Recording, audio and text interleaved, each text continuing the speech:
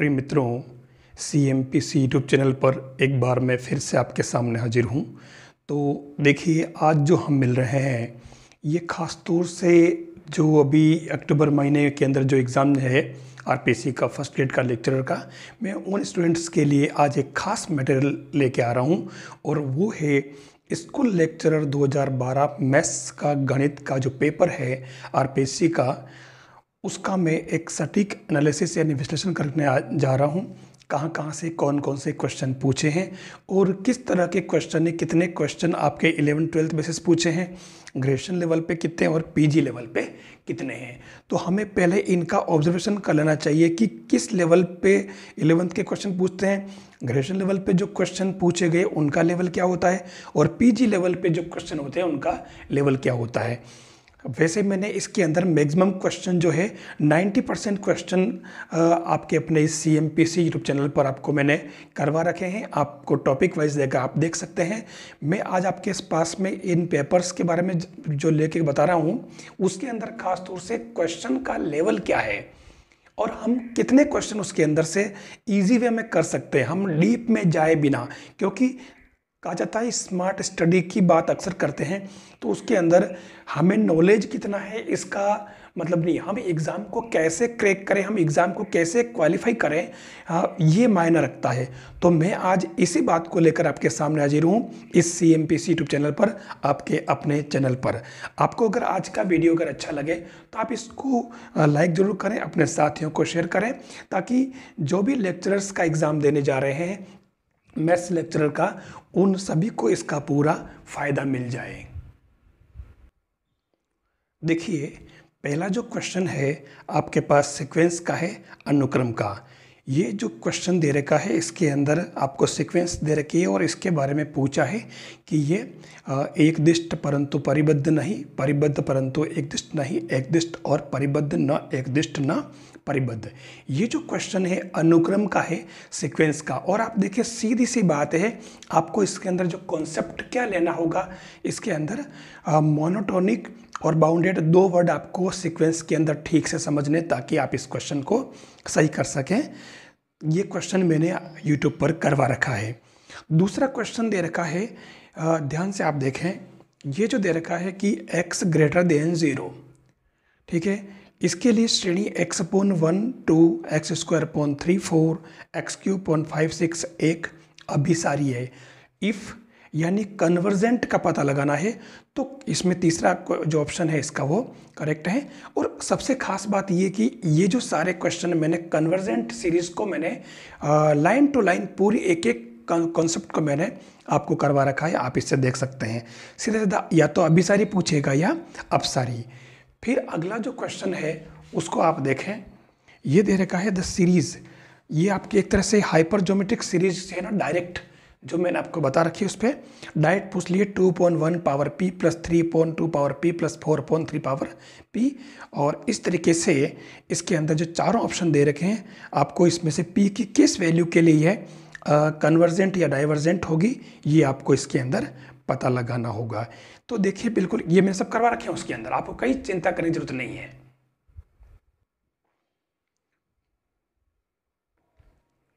ये जो क्वेश्चन है फोर्थ वाला, the function fz equal to mod of z का square is everywhere analytic nowhere analytic nowhere analytic nowhere और analytic only at z equal to 0, analytic only at z equal to 1 plus iota. यानी अब इस चीज़ को आपको पता लगाना, क्योंकि ये जो पोर्शन है पूरा का पूरा आपके MSc लेवल से पूछा गया है, जो कॉम्प्लेक्स एनालिसिस वाला पार्ट है उससे पूछा गया है, ये आपको पता होना चाहिए।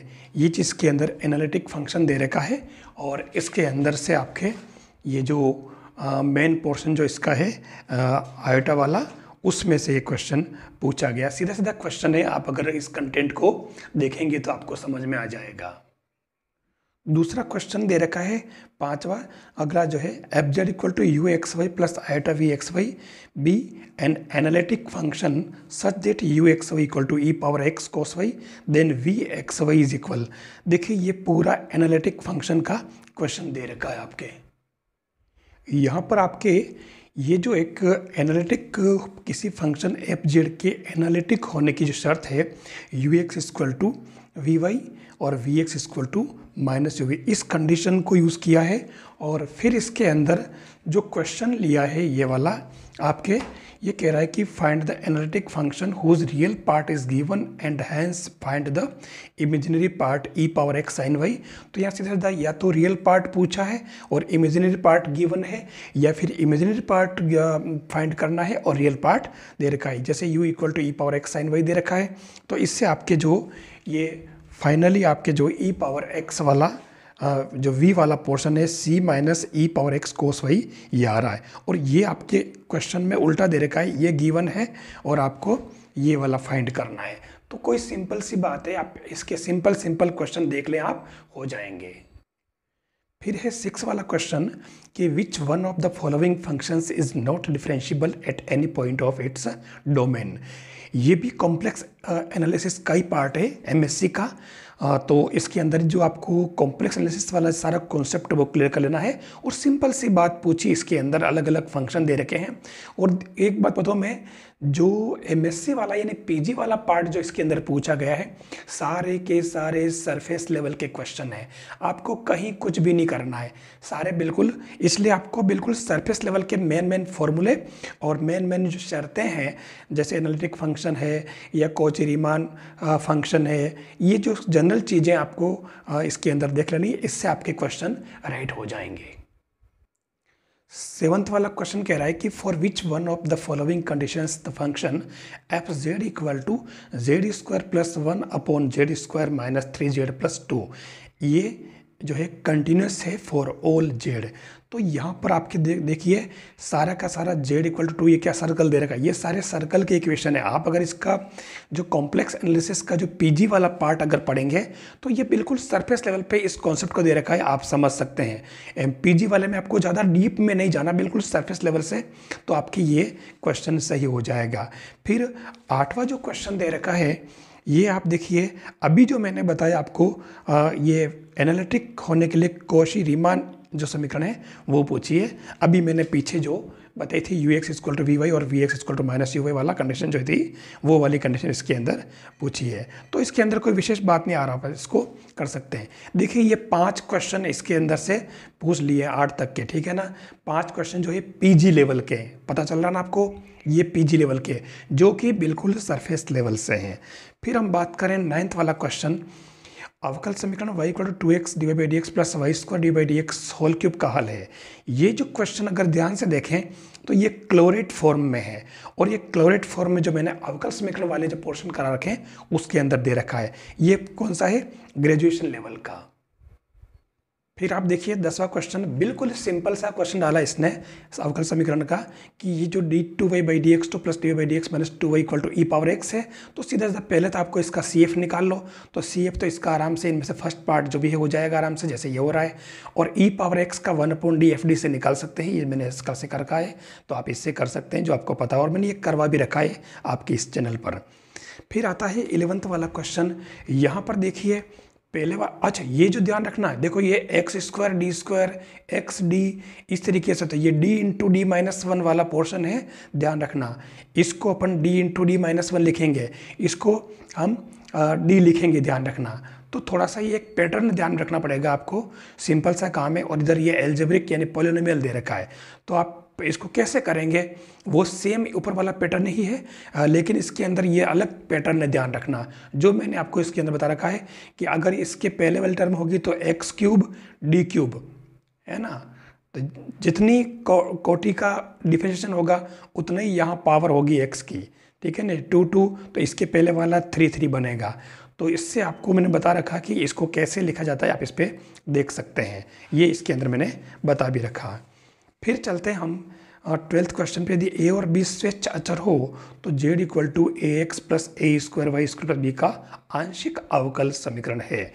इसका सही आंसर है चौथा। और मैंने आंशिक अवकलन वाले पार्ट के अंदर मैंने इसके अंदर a के सापेक्ष और b के सापेक्ष अवकलन करके आपको बता रखा है कि इसको कैसे सोल्व किया जाता है। ये सारी की सारी चीज़ें बिल्कुल जो सिंपल है। देखिए ये वो क्वेश्चन है जिनको अपन एक बार अगर थोड़ा सा अगर पढ़ के जाएं तो इजी वे में उसको सोल्व कर सकते हैं।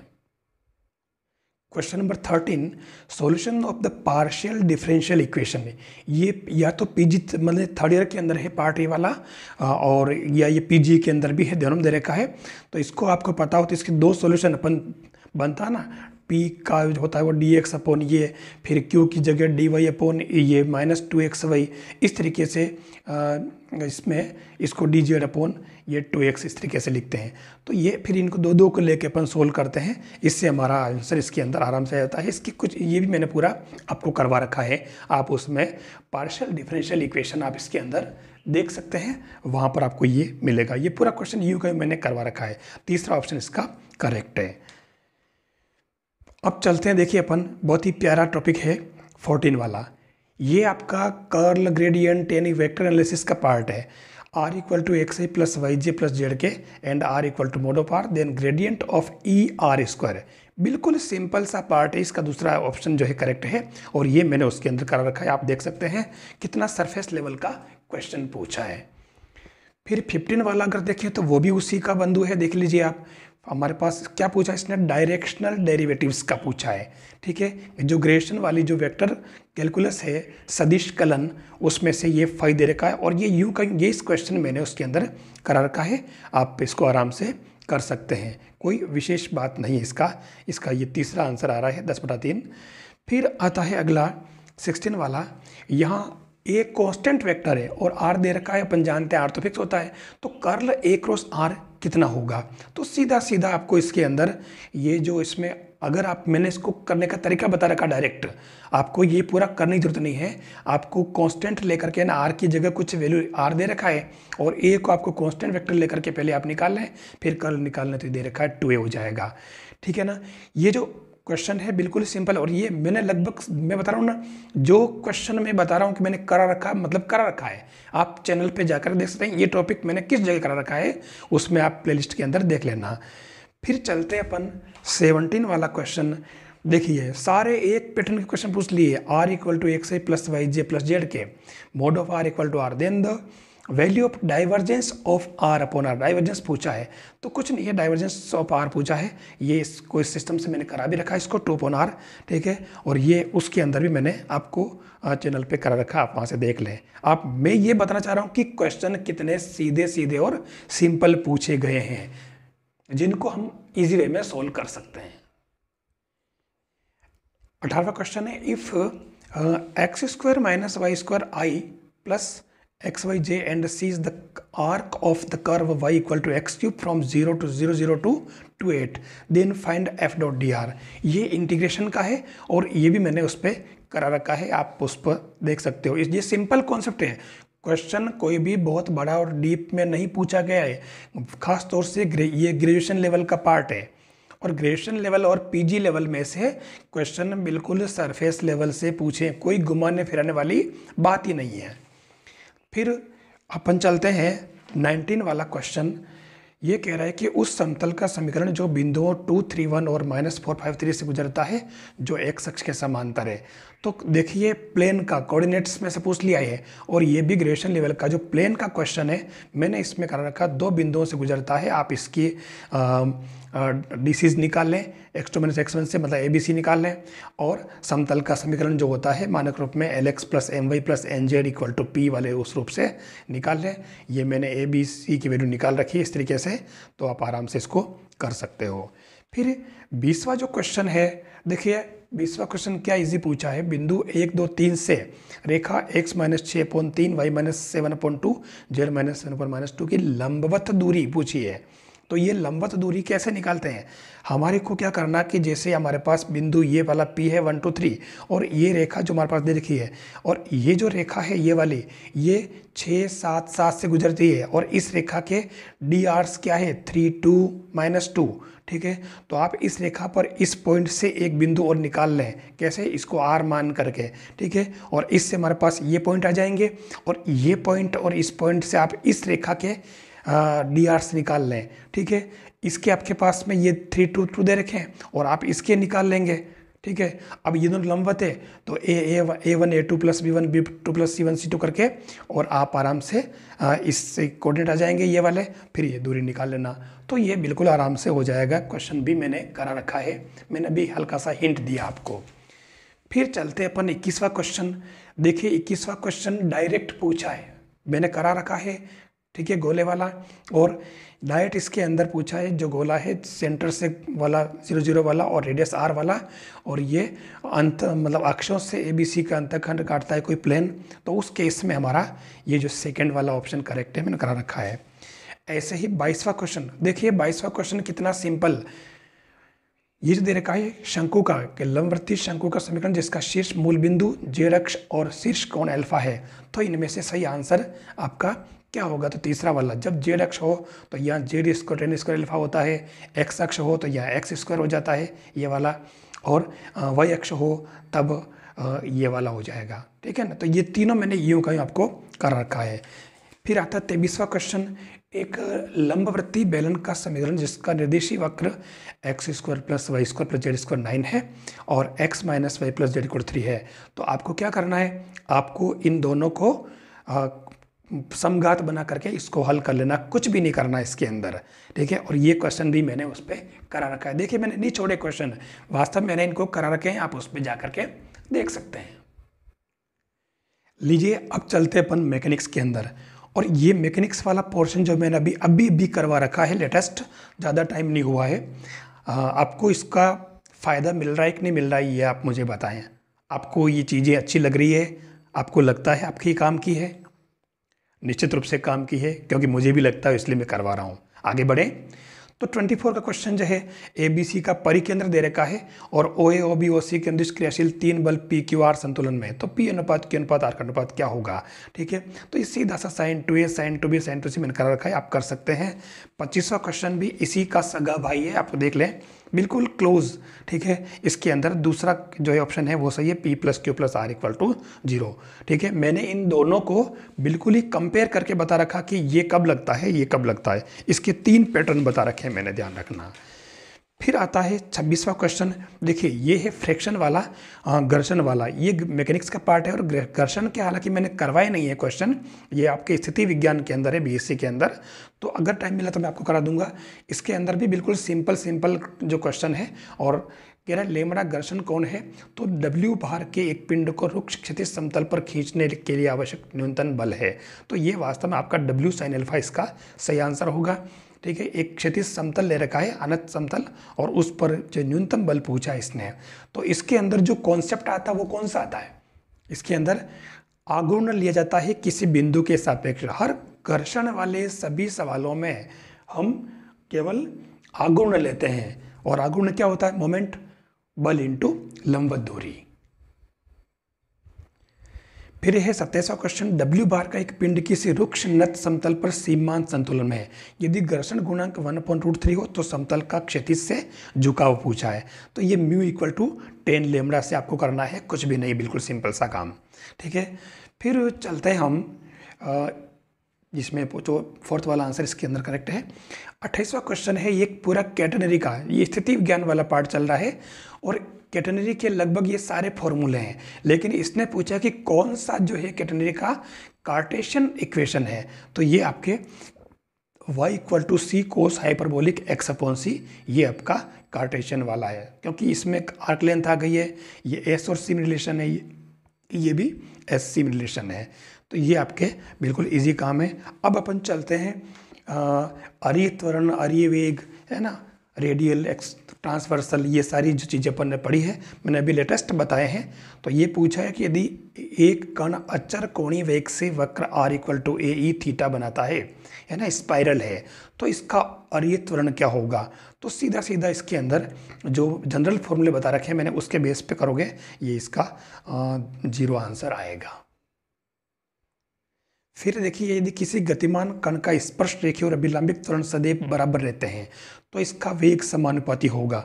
ये क्वेश्चन मैंने करा रखा है, और आपको स्पर्श रेखीय और अभिलंबित त्वरण को बराबर कर देना है। ये मैंने करा रखी है v² इक्वल टू v/dv/ds, और इससे हमारा ये क्वेश्चन सही हो जाएगा। पहला ऑप्शन इसका करेक्ट है।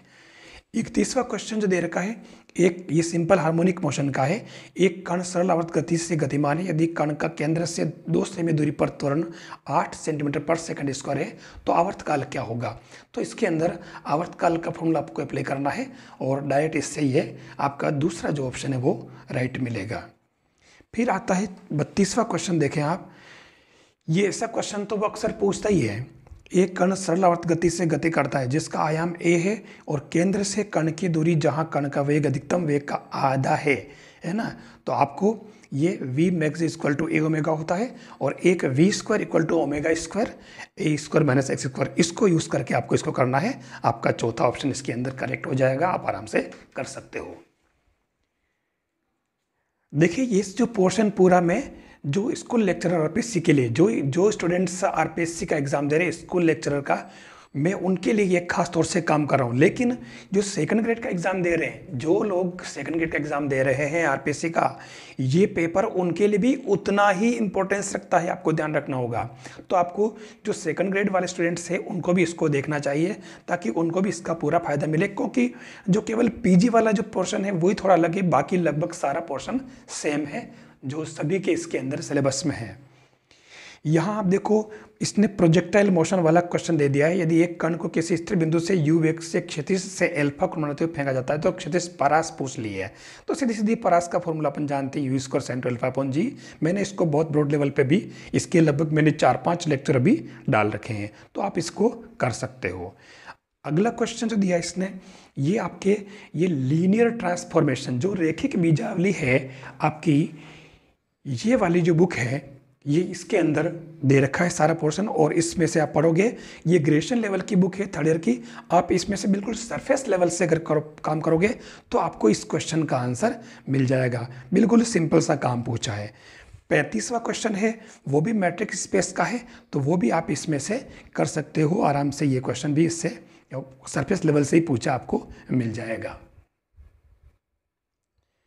ये जो देखिए आपके ये हाइपरजोमेट्रिक सीरीज जो है उसके बाद वाला बेजल फंक्शन जो होता है उससे दे रखा है, तो ये भी डायरेक्ट फॉर्मूला है, लेकिन इसके अंदर कुछ ज़्यादा फॉर्मूले हैं तो आप कंफ्यूज हो सकते हैं।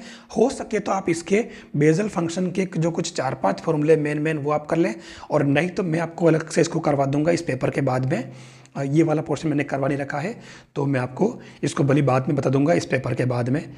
तो आप डायरेक्ट सरफेस लेवल के इसके कर लें। फिर जो 37वां जो क्वेश्चन है ना, 37वां जो क्वेश्चन है वो है इनवर्स लाप्लास का क्वेश्चन है। देखिए बिल्कुल सिंपल सा क्वेश्चन पूछा है, आप सरफेस लेवल क्वेश्चन आप इसको कर सकते हो। लाप्लास जो ट्रांसफॉर्म है आप उससे देख लें इसको।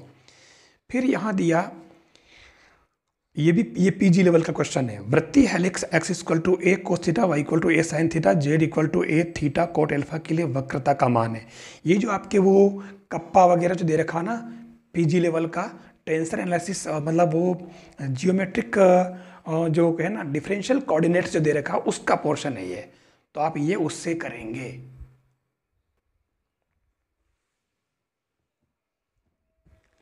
ये जो 39 वाला क्वेश्चन है वो आपके टेंसर एनालिसिस का क्वेश्चन है, आप इसको ठीक से समझ लें, क्योंकि इसकी जो टेंसर एनालिसिस जो पीजी में चलता है उसके जो कुछ प्रॉपर्टीज़ है उस प्रॉपर्टीज़ के बेस पर क्वेश्चन पूछा गया है। कोई विशेष बात नहीं, आप इसको कर सकते हो।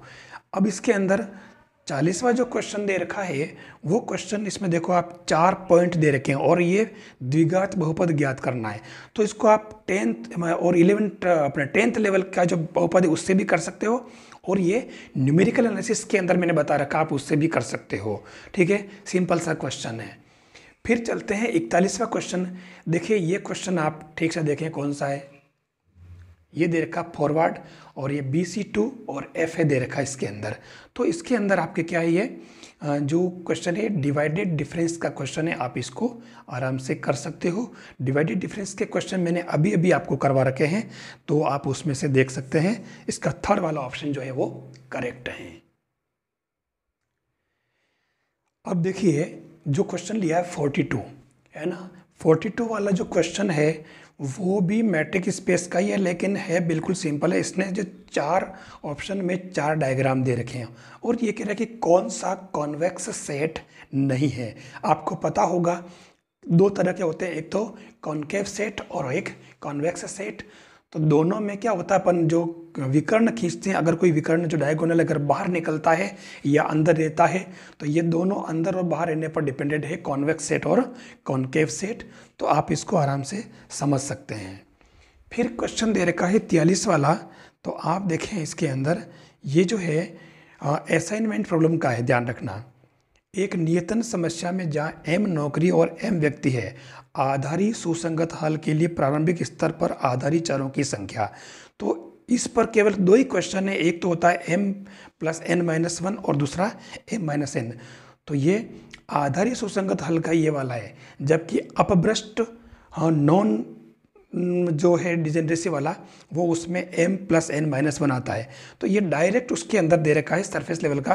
तो आप ये भी मतलब एक थर्ड ईयर के अंदर जो बुक है असाइनमेंट वाली, उसमें आप देखते हैं परिवहन समस्या वगैरह जो पार्ट है ना, उसका पार्ट है ये। यदि a और b दो समुच्चय हो तो a माइनस b बराबर है। देखिए ये समुच्चय 11th का पार्ट है, ये जो पहला चैप्टर है आपका उसका पार्ट है। आप इसको भी इसमें a और b कुछ रख के भी कर सकते हो और डायरेक्ट भी इसको कर सकते हो, कोई विशेष बात नहीं इसका। ठीक है, ये आपके इसका जो है जो ऑप्शन दे रखा है इसका सेकेंड वाला, ये इसके अंदर सही आंसर है। फिर चलते हैं अपन 45 वाला। तो इसके अंदर दे रखा है समुच्चय ए गिवन है और रिलेशन आर दे रखा है। हमें पता लगाना कि स्वतुल्य समित और संक्रामकता का। तो ये स्वतुल्य समित संक्रामक का जो कॉन्सेप्ट है मैंने बहुत अच्छे तरीके से बता रखा है, आप उससे समझ सकते हैं। जो देखिए मतलब ये कौन सा 12वीं के लेवल का, जो 12वीं का पहला जो पार्ट है फर्स्ट चैप्टर, उसके अंदर ये मैंने करा रखा है। फिर 46 वाला क्वेश्चन दे रखा है, आपको रिलेशन दे रखा r equal to x y x plus 2y equal to 8, प्राकृत संख्याओं के समुच्चय n पर परिभाषित एक संबंध है, तो r का प्रांत पूछा है। अब देखिए इसमें कौन सी बड़ी बात है, आप इसमें प्रांत और परिसर आराम से निकाल सकते हो। ये आपके 11th क्लास का जो दूसरा चैप्टर है उसके अंदर से दे रखा है। फिर आता है 47 वाला क्वेश्चन, या इसने f equal to log 5x minus x/4। ये जो क्वेश्चन इसका डोमेन और रेंज दोनों निकालना आना चाहिए। मैंने इस क्वेश्चन को करा रखा है, ये दूसरे चैप्टर का है, 12th क्लास का जो आपका पहला चैप्टर का हो या 11th का दूसरा चैप्टर का हो, उसके अंदर प्रांत और परिसर निकाल रखे हैं। तो आप इसको भी कर सकते हो। प्रांत परिसर के मैंने बहुत सारे क्वेश्चन करा रखे हैं, एक बहुत ब्रॉड कॉन्सेप्ट मिल रखा है, रूट वाला हुआ, लोग वाला हुआ, मोड वाला हुआ, सारे क्वेश्चन मैंने इसके करा रखे हैं। देखिए ये जो क्वेश्चन है आपके पास वास्तविक संख्याओं का समुच्चय दे रखा है, फलन दे रखा है f(x) इक्वल टू, आपको एक एक ही आच्छादक का पता लगाना है, वो आप आराम से कर सकते हो। फिर आता है लिमिट दे रखी है और ये कह रहा है कि ये 1 0 -1 डज नॉट एग्जिस्ट। तो ये इसकी वैल्यू निकाल सकते हैं कि नहीं निकाल सकते हैं, तो इसकी वैल्यू डज नॉट एग्जिस्ट होती है। इस लिमिट वाले क्वेश्चन मैंने बहुत करा रखे कि इस लिमिट वाले क्वेश्चन को अपन कैसे करते हैं। फिर अगला जो दे रखा है ये वाला, देखिए f equal to x 1 minus x, और ये कह रहा है कि ये कब लेना है, x इज़ रेशनल और 1 minus x when x is irrational. तो ये कह रहा है कि आपको ये जो है किस पर संतत बता रहा है। तो ये तीसरा वाला ऑप्शन करेक्ट है। इसको जो करने का तरीका है वैसे तो मैंने आपको बता रखा है, फिर भी देखिए मैं आपको बता देता हूँ इसको और भी, कि इसके अंदर जो रीमान समाकलन जो कर रखे हैं आपने वो आपको समझने होंगे। उसके बेस पे आप इसको क्या करें कि x 1 माइनस एक्स जो है वो ग्रेटर देन इक्वल देन 0 हो, तो ये 1 माइनस क्या हो जाएगा 2x 0, तो x इक्वल टू 1/2 इससे आ रहा है ये, ठीक है ना। तो ये इस बेस पे केवल x इक्वल टू 1/2 पर संतत होगा, बाकी इसके अलावा ये किसी पर भी संतत नहीं है, ब्रेक हो जाएगा ये। फिर देखिए ये जो क्वेश्चन है आपके पास में लिमिट वाला क्वेश्चन दे रखा है, और ये क्वेश्चन भी मैंने आपको करा रखा है, आप इसको कर सकते हैं। सीरीज दे रखी है, कोई विशेष बात नहीं। अब देखिए ये 52वां, मैंने कहा ना संतत हुआ, अवकलनीय हुआ, ऐसे जो क्वेश्चन होते हैं उसके लिए आपको खास तौर से मोड वाले या ग्रेटेस्ट कॉमन इंटीजर वाले फंक्शंस को ठीक से करना होगा। तो इसमें ये 4th वाला क्वेश्चन इसमें ऑप्शन है वो -∞ 0 यूनियन 0 ∞, ये वाला ऑप्शन इसके अंदर करेक्ट होगा। फिर अगला दे रखा 53, f(x) equal to mod of x -1, और फिर इस पूरे का मोड है। तो ये आपको बताना है कि डिफरेंशिएबल है कि नहीं है, यानी ये वैसे दूसरा ऑप्शन इसके अंदर है करेक्ट, ध्यान रखना। इसके अंदर आप करके देख लेना, और दूसरा नहीं इसकी, क्योंकि दोनों मोड दे रखा है, आप इसको करके देखें, मिल जाएगा। मैं आपको ये बताना चाह रहा हूँ कि डिफरेंशिएबल और जो कंटिन्यूटी वाली बात आती है, तो इसने मैक्सिमम मोड वाले क्वेश्चंस को प्रेफरेंस दिया है। आपको मोड वाले क्वेश्चंस को ठीक से समझ लेना है कि इनको डिफरेंशिएबिलिटी अपन कैसे बताते हैं, और डिफरेंशिएबल करने के लिए मैंने इसके अच्छे जो है लेक्चर आपको बता रखे हैं, इसी चैनल पर आप उस पर कर सकते हैं। अब देखिए अगला दिया, the argument of complex number z equal to 1 minus iota upon 1 plus iota, और कुछ नहीं सीधा सा दे रखा है। इसके अंदर आप अगर ध्यान से समझे तो ये 5वां चैप्टर है 11th क्लास का, कॉम्प्लेक्स नंबर वाला 11th क्लास से पूछा गया है। ऐसे ही ये रूट आयोटा, यानी कि इसके अंदर इसने ये भी उसी का पूछा है, आयोटा वाला बेसिस, और इसमें इसने वर्गमूल पूछा, और वर्गमूल a प्लस आयोटा b का वर्गमूल कैसे निकालते हैं वो मैंने आपको उसके अंदर डायरेक्ट निकालने का तरीका बता रहा है, डायरेक्ट फॉर्मूले आप उससे इसको निकाल सकते हैं। फिर आता है क्वेश्चन नंबर 56 वाला। यहाँ दे रखा है कि if complex numbers z1, z2 and z3 are vertices of an equilateral triangle then z1 square plus z2 square plus z3 square is equal to, तो ये आपका पहला ऑप्शन करेक्ट है। और ये जो क्वेश्चन है ध्यान रखना, दिखता अपने को कॉम्प्लेक्स नंबर का है, लेकिन ये 11th की बुक का नहीं है, ये पीजी लेवल से पूछा गया। 11th में बहुत कम दे रखा है। हाँ, बहुत सारे राइटर्स के अलग अलग बुक्स के अंदर, रिफ्रेशर के अंदर आपको 11th के अंदर मिल जाएगा, लेकिन ये पीजी लेवल की जो बुक है कॉम्प्लेक्स एनालिसिस की, कॉम्प्लेक्स नंबर की, उसमें क्लियर दे रखा है। फिर चलते हैं अपन, यदि दो इकाई सदिशों का योग इकाई सदिश हो तो उनके बीच का कोण क्या होगा। देखिए आपको मान लेना है ये a प्लस बी ये करके, और आपको ये दोनों तरफ स्क्वायर कर लेना है, तो a square B square C square की वैल्यू 1 1 हो जाएगी, और आराम से इसके बीच का कोण आप निकाल सकते हो। फिर 58 वाला क्वेश्चन है, साफ साफ पूछा है कि इनको कोप्लेनर और कोप्लेनेरिटी का जो फॉर्मूला अपन जानते हैं उससे मैंने बता रखा, आप कर सकते हैं। ये क्वेश्चन कहाँ से पूछा है, ये क्वेश्चन आपके 12th क्लास की जो 11th चैप्टर है 3D ज्योमेट्री वाला, जो मैंने करवा रखा है अच्छी तरह से, पूरा चैप्टर करवा रखा मैंने, आप वहाँ से करेंगे। फिर आता है 59 वाला, if x power y equal to e power x minus y, तो ये डायरेक्ट इसका dy बाई डी एक्स पूछा है। दोनों तरफ आपको इंटीग्रेशन अपने डिफरेंशिएशन करना है, लेकिन उसके पहले आपको log लेना पड़ेगा, और log लेकर के और इसको y equal to f x बनाना होगा, और उसके बाद में ये इसको u अपॉन v से करना, तो आपका सही आंसर आ जाएगा। देखिए बहुत ही सरफेस लेवल क्वेश्चन पूछे हैं, आपको इसके अंदर लग रहा होगा कि कितने क्वेश्चन ऐसे हैं जो बिल्कुल सरफेस लेवल के हैं और उनको आप आसानी से कर सकते हो। अब देखिए 60 वाला, ये जो फॉलियम दे रखा है और इसका डायरेक्ट इसने dy बाई डी एक्स पूछ लिया, तो आप सिंपली इसको आप dy बाई डी एक्स भी निकाल सकते हो। फिर आता है क्वेश्चन 61 सॉरी, इसमें जो फंक्शन दे रखा y square 2x square plus 3x plus 4, और इसने पूछा y cube d square y by d x square, तो मेरे हिसाब से इसमें कोई दिक्कत नहीं, आराम से कर सकते हो। कितने सरफेस लेवल के क्वेश्चन जो पूछे गए हैं वो आप आराम से, क्योंकि डिफरेंशिएशन करने में क्या दिक्कत है, आपको जो दे रखा है आप आराम से इसको कर सकते हो। फिर इसमें अगला दिया है वर्धमान ह्रासमान वाला 62 वाला क्वेश्चन देखें आप, वर्धमान ह्रासमान वाला, और डायरेक्ट आपको पोलिनोमियल दे रखा है, और इसका अंतराल कैसे फाइंड करते हैं, किस अंतराल में वर्धमान होगा ह्रासमान होगा, मैंने इसके आपको अच्छी तरह से इसको मैंने समझा रखा, आप उस पर रूप से अपने उस पर डिस्क्रिप्शन में देख सकते हैं। अगला क्वेश्चन, ये तो देखो डायरेक्ट मतलब 12वीं का जो है जो एक्सरसाइज है 6 वाला 6.1 का पहला क्वेश्चन डायरेक्ट पूछ लिया गया है, तो कोई विशेष बात नहीं, आप इसको भी कर सकते हो। सिंपल सा एक दिष्ट वर्धमान ह्रासमान में से पूछा गया है। फिर आता है इंटीग्रेशन के अंदर जो 64 वाला क्वेश्चन है, ये सीधा डायरेक्ट क्वेश्चन है, और इस पैटर्न के खास तौर से 3-4 क्वेश्चन मैंने अलग से बता रखे हैं। जो 12वीं की बुक है 7.5 जो प्रश्नावली है उसमें से एक क्वेश्चन करा रखे जो CBSE में चलती है, और उसका ये जो एक खास तौर से फंक्शन है, आपको अगर पता हो तो ये एक कॉन्सेप्ट होता है e power x f x plus f dash x equal to e power x f x plus c वाला पैटर्न, इससे आप इसको कर सकते हैं। ऐसे ही ये वाला भी है, तो आप उसमें ऊपर नीचे आप डिवाइड करिए, नीचे वाले को टिलेट करें तो भी हो जाएगा, इजी वे में क्वेश्चन ये हो रहा है। यहाँ आप क्या करेंगे, इसके अलग अलग पैटर्न है, लेकिन इसके अंदर आप क्या करें, x4 कॉमन ले लें और उसके बाद में जो अंदर बच रहा है आप उसको, ये भी जो पार्शियल फ्रैक्शन वाले जो इंटीग्रेशन है उसमें से पूछा गया है, ठीक है ना। और इसके मैंने बहुत सारे क्वेश्चन बता रखे हैं कि ये ऐसे कैसे बन सकते हैं। आप इसमें से x4 कॉमन ले लें और फिर आप अंदर वाले ब्रैकेट में जो है उसको टीलेट कर लें, बस डायरेक्ट आपका एक क्वेश्चन हो जाएगा, कोई विशेष बात नहीं है। ये जो क्वेश्चन है देखिए, डायरेक्ट क्वेश्चन दे रखा है डेफिनेट इंटीग्रेशन का, और वो π/4 प्रॉपर्टी P4 प्रॉपर्टी से इसको आप आराम से कर सकते हो। और इसके अलावा ये जो है मोड वाले क्वेश्चन का इंटीग्रेशन कैसे करते हैं, मैंने मोड वाले क्वेश्चन के बहुत सारे इंटीग्रेशन आपको करवा रखे हैं, आप वहाँ पे देख सकते हैं।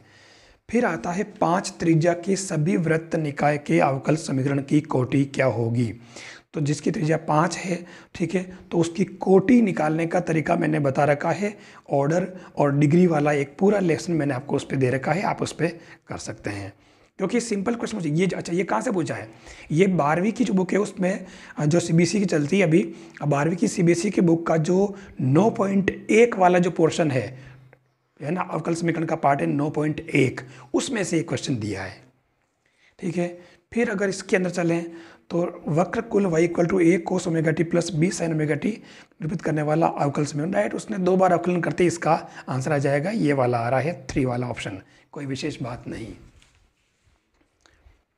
फिर चलते हैं, देखिए ये वाला, तो ये डिफरेंशियल इक्वेशन है और ये कैसे करना है, ये रेखिक अवकल समीकरण बन रहा है, आप x को नीचे डिवाइड कर दें तो लीनियर बन जाएगा, आप लीनियर के मैंने करा रखे हैं, आप उससे देख लें। यहाँ पर भी आप इसको डिवाइड में भेजें और उसके बाद या फिर इसको सेपरेट कर लें, ये मैंने कर रखा है, इसमें खास बात नहीं है, बता रखा है यहाँ पे करके, तो आप इसको सेपरेट कर लें और सेपरेट करने के बाद में भी आप इसका कर सकते हैं दोनों तरफ से। फिर आता है ये, देखिए क्या सिंपल सिंपल क्वेश्चन पूछे यार, डिफरेंशियल इक्वेशन में कितने इजी क्वेश्चन पूछे हैं। आपको डिफरेंशियल इक्वेशन वाले पोर्शन को बिल्कुल नहीं छोड़ना है, अच्छी तरह से आपको कर लेना है। अब देखिए आप x dy - y dx = 0 ये निरूपित करता है, आप इसका डिफरेंशियल मतलब आपका समीकरण सोल्व करें, ये आ जाएगा आराम से, दूसरा ऑप्शन आ रहा है आराम से, बिल्कुल ईजी है।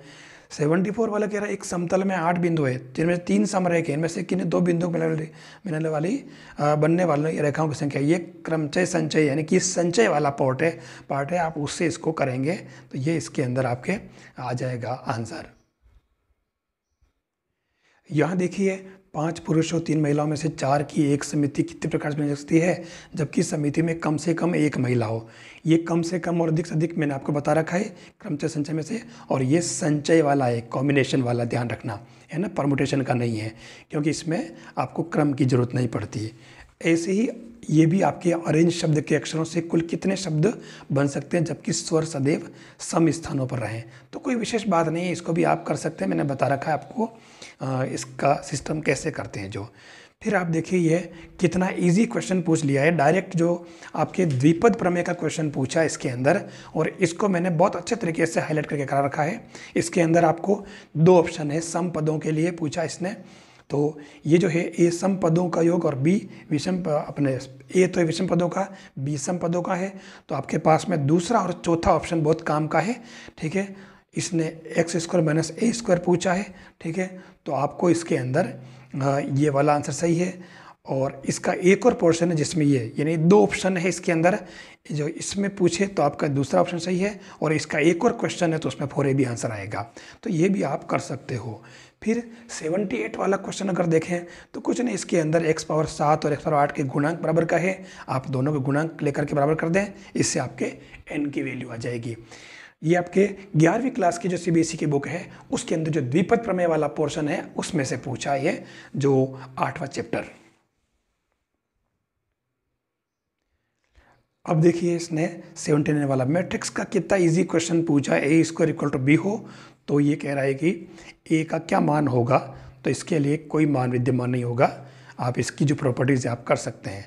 मैट्रिक्स का प्रतिलोम पूछा, अब यहाँ देखिए इन्वर्स मैट्रिक्स पूछी है, तो 2x2 क्रम की इन्वर्स मैट्रिक्स का मैंने तरीका डायरेक्ट बता रखा है, और अभी मैंने, क्योंकि आजकल अभी ये 2x2 के नहीं, अब 3x3 का पूछते हैं आजकल, तो 3x3 का भी मैं डायरेक्ट कैसे करते हैं प्रतिलोम, इसका इन्वर्स कैसे निकालते हैं, आप कहीं इसको पूरा वो एलिमेंट्री ट्रांसफॉर्मेशन या फिर एडजॉइंट वाला मेथड यूज़ नहीं करें।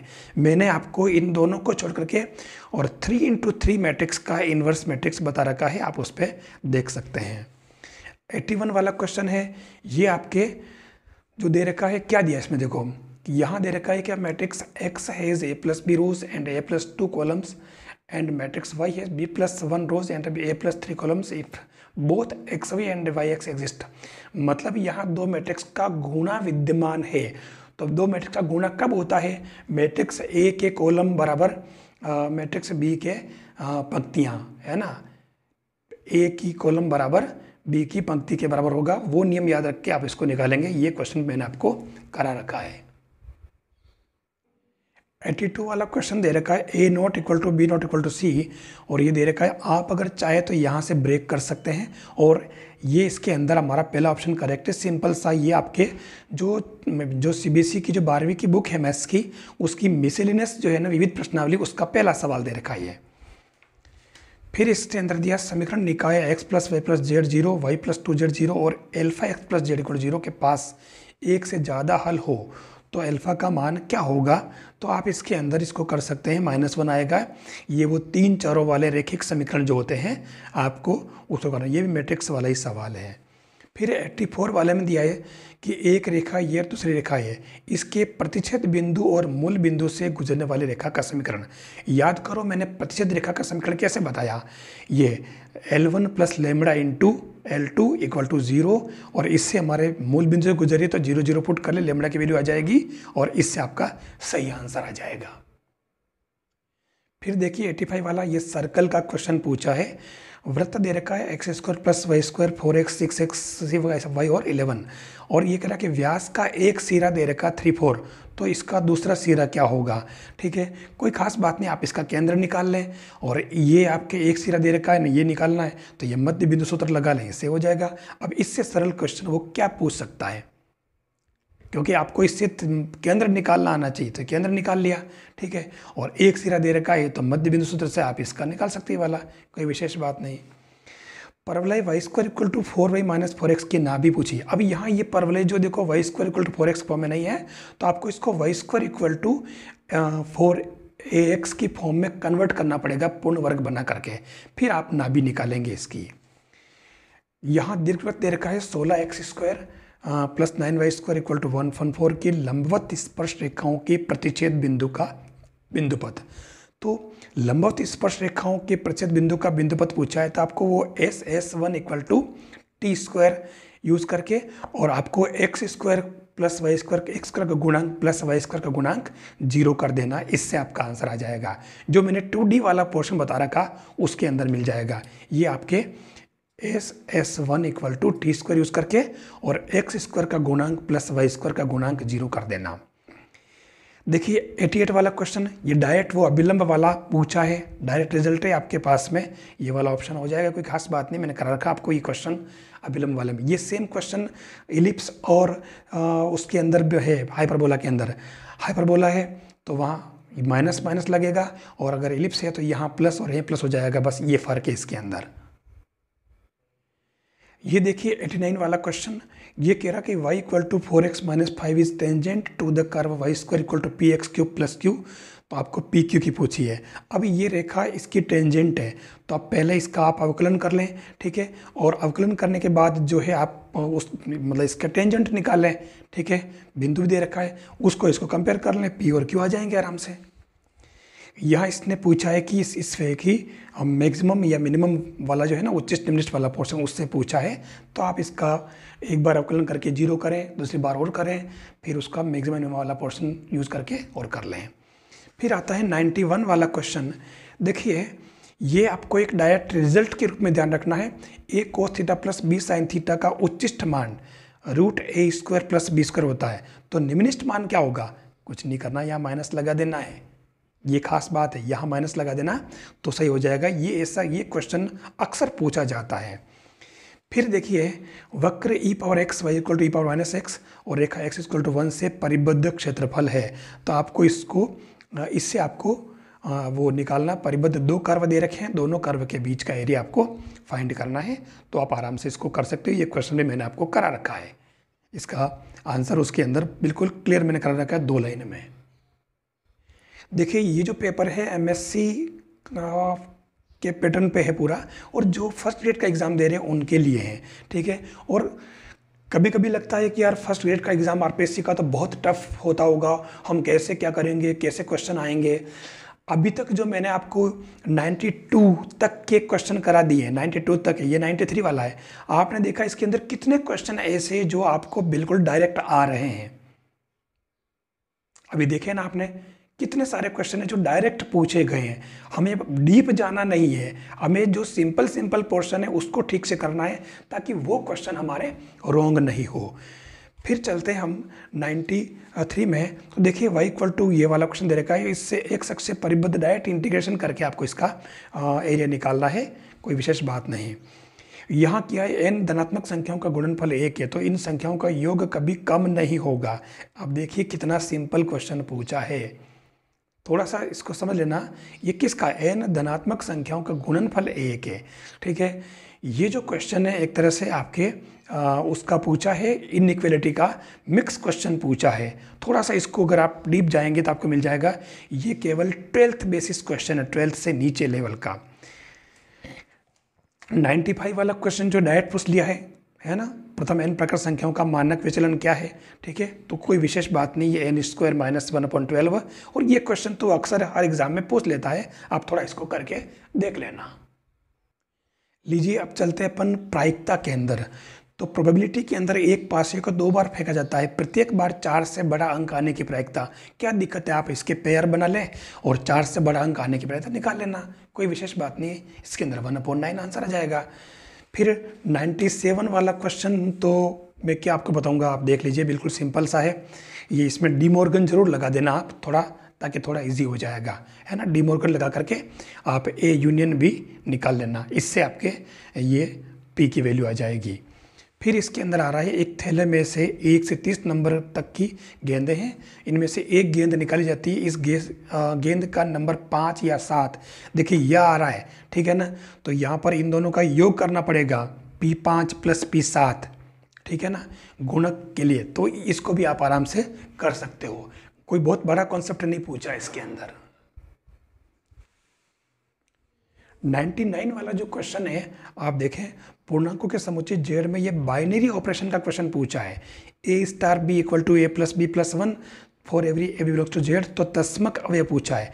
मैंने आपको तस्मक अवयव और प्रतिलोम अवयव कैसे निकालते हैं जब बाइनरी ऑपरेशन दे रखी हो, तो ये मैंने पूरा टॉपिक करवा रखा है, आप उससे देख सकते हैं। 12th लेवल का क्वेश्चन है ये, और ये दूसरा ऑप्शन इसके अंदर है, आप कर सकते हैं। फिर क्वेश्चन नंबर 100 वाला जो है वो इसमें ये समूह का पूछा है, ग्रुप का। तो इसमें कोटि दे रखी है जी की, और इससे आपको आबेलियन चक्रीय ये वाला पता करना है। क्योंकि ये वाला पोर्शन मैंने अभी कराया नहीं है, तो मैं बहुत जल्दी इसको मेन पोर्शन, क्योंकि दोनों के दे रखा है, ये सेकंड ग्रेड के अंदर भी है और फर्स्ट ग्रेड के अंदर भी है, तो दोनों में है, इसलिए मैं आपको उससे करा दूंगा। अभी आप इसको एक बार सरफेस लेवल पे ही ये दे रखा है, आप उसे देख सकते हैं। ये भी गुणात्मक समूह का क्वेश्चन है, आप इसको भी देख सकते हो। सामान्य दे रखा है, 1 ω² ये भी हो सकता है। फिर 102 वाला जो ये परमुटेशन ग्रुप का दे रखा है, इसने FOG पूछा है, तो आप उसमें एग्जाम्पल से अगर कर लेंगे तो भी आपका ये क्वेश्चन हो जाएगा, परमुटेशन ग्रुप वाला क्रमचय समूह। देखिए 103 वाला क्वेश्चन जो है, 103, 104 और 105, ये सारे क्वेश्चन जो आपके दे रखे हैं, ये उसके अपने एब्स्ट्रैक्ट अलजेब्रा के, ग्रुप थ्योरी के। तो ये मेरे करवाने बाकी, लेकिन अगर आप इनको देखेंगे तो क्वेश्चन बहुत बड़ा नहीं पूछा है ना। क्वेश्चन ग्रुप का पूछा है इसके अंदर, ठीक है, और इसके अंदर ये समकालिता का पूछा है। तो थोड़ा सा अगर आप देखेंगे तो e⁻x से 3-4 जो क्वेश्चन फिक्स है, उनमें से क्वेश्चन पूछे गए हैं। ऐसे ही 106 वाला है, ये रिंग थ्योरी वाला पूछा है, पूर्णांकी प्रांत वगैरह जो टॉपिक है उससे, तो आप इसको भी उसमें से कर सकते हैं। मुझे अगर टाइम मिला तो मैं बहुत जल्दी इसको वापस करा दूंगा। 5, ये जो अगला है, गुणजावलियों की संख्या पूछी है ना, ideals, total number of ideals. तो देखिए ये Z5 = 0, 1, 2, 3, 4 + 5 × 5 के सभी गुणजावलियों की संख्या पूछी है, तो आप इसको देखें, इसको भी कर सकते हो आप। फिर ये जो पूछा है, ये वाला आपके असमीका वाला समीकरण सिद्धांत, थ्योरी ऑफ इक्वेशंस में से पूछा है, अल्फा बीटा गामा में जो संबंध वाला। तो ये वाला पोर्शन मैंने करवाया नहीं अभी तक, तो मैं आपको ये भी करवा दूंगा। लेकिन अगर इसको आप थोड़ा सा अगर टाइम मिले तो पहले देख लेना, आप इसका भी सरफेस लेवल का क्वेश्चन है वो आप कर सकते हैं। ये क्वेश्चन देखिए बहुपद से पूछा है, बिल्कुल सिंपल सा, आप कर सकते हैं इसको। फिर यहाँ बी इसने देखा इसके मूल समांतर श्रेणी में, मतलब ये जो आपके क्वेश्चन जो है पेपर का जो क्वेश्चन है वो समीकरण सिद्धांत है ना, थ्योरी ऑफ इक्वेशन, वो अल्फा बीटा गामा वाले उससे कर रखा है, तो इसको भी आप कर सकते हो। ये क्वेश्चन सारे लगभग वैसे ही हैं। अब ये जो क्वेश्चन पूछा ये किसका, देखो आप, ये बहुपद और गुणनखंड वाला है 9वीं 10वीं के बेस का, तो ये भी आप कर सकते हैं। यहाँ वास्तविक मूलों की संख्या, तो ये थ्योरी ऑफ इक्वेशन से वो अल्टरनेट लेते हैं ना अपन, प्लस माइनस कितनी बार चेंज हो रहा, उसके बेस पे आप इसकी वास्तविक मूलों की संख्या ज्ञात कर सकते हो। ये आपकी किसका क्वेश्चन है, आयलर थ्योरम का, जो मैं बहुत अच्छे तरीके से करा चुका हूँ, आपको आता है। फिर 115 वाला क्वेश्चन है, ये भी आपके कर्व दे रखा है और इसकी रो दे रखी है, तो इसको भी आप आराम से कर सकते हो। यहाँ टेंजेंट वाला है, मतलब एसिम्टोट्स वाला, तो ये एसिम्टोट्स वाला क्वेश्चन मैंने करा रखा है, आप उससे कर सकते हैं। 117 वाला जो क्वेश्चन है ये भी मैंने करवा रखा है, आप देखना ये ग्रेजुएशन लेवल से पूछा है। 2 चरों वाला जो फंक्शन होंगे उनका मैक्सिमा मिनिमा कैसे ज्ञात करते हैं, जो मैंने बता रखा है इसके अंदर, तो इसको अभी आप कर सकते हैं। मैंने ये क्वेश्चन करा रखा, उसके अंदर आप देख सकते हैं। फिर देखें ये डबल इंटीग्रल वाला, तो ये भी मैंने करा रखा है। डबल इंटीग्रल कैसे करते हैं प्रोसेस आपको पता है, सिंपल सा क्वेश्चन पूछा है, और सिंपल जो मैंने इसके अंदर करा रखे हैं आपकी इस चैनल पे, उन क्वेश्चन को कर लेना, आपका क्वेश्चन आपके सही हो जाएगा, आप कोई चिंता नहीं करें। फिर यहाँ इसने दिया है रोल प्रमेय, देखिए रोल और लैग्रांज प्रमेय के क्वेश्चन एक एक पूछता ही है वो, और रोल और लैग्रांज प्रमेय को मैंने बहुत अच्छे तरीके से एक्सप्लेन कर रखा है। आप बिल्कुल सिंपल से क्वेश्चन इसके पर पॉलिनोमियल दे रखा होगा, आप उस पर एक्सप्लेन करके और आप 10 सेकेंड के अंदर इसका क्वेश्चन सही कर सकते हैं। ये रोल का, ये लैग्रांज का, कोई विशेष बात नहीं, आप कर सकते हैं, मैंने करवा रखा है। आप इसको पीछे जाके डिस्क्रिप्शन में और जो लिंक है उस पर जाके देखें, CMPC बाई KLP सर और रोल थ्योरम और लैग्रांज थ्योरम, ये करना आपको मिल जाएगा। ये क्वेश्चन डायरेक्ट मैंने उस पर करा रखे हैं। ये आपका देखो अभी तक का जो मैथ्स का पोर्शन, अब आपकी ये पेडागोजी का क्वेश्चन है, आप इसको देख सकते हैं, ठीक है। टाइम मिला तो अपन इसको भी देखेंगे। ऐसे ही आपके ये देखिए सारे पेडागोजी वाले क्वेश्चन, ज़्यादा कोई मुश्किल नहीं है, आप कर सकते हैं इनको। ये 129, 30, 31, 32, फिर ये सारे आपके देख रखे हैं, सारे जो साइकोलॉजी वाले और पेडागोजी वाले क्वेश्चन हैं, आप इनको कर सकते हैं। ये आपके 136, 38, 37, 38, 39 सारे क्वेश्चन जो है एक सिंपल बिल्कुल सरफेस लेवल से पूछे हैं, आपको इनको भी कर लेना चाहिए ताकि ये जो आपके 30 क्वेश्चन है वो भी सही हो जाएं। ये देखिए आपके कैसे क्वेश्चन पूछे गए हैं, आप आराम से देख सकते हैं।